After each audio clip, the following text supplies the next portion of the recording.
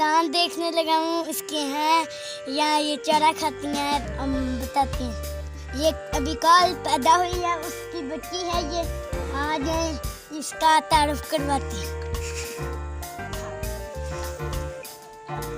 ये कल पैदा हुई। क्या देखने लगे?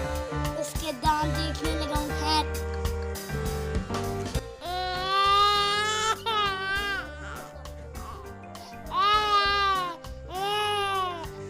जुबान ही रखी हुई है, मैं सिर्फ इस जुबान से करते हैं, ठीक है। इनके छोटे छोटे पैर हैं, जैसे मेरे छोटे छोटे हैं। इसका पापा किधर है? इसका पापा का नहीं पता, इसकी मामा ये है। ये इसके पापा, ये है पापा उसके।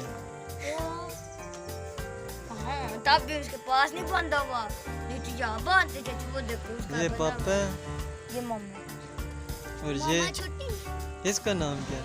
इसका नाम गट्टू गुट्टू है।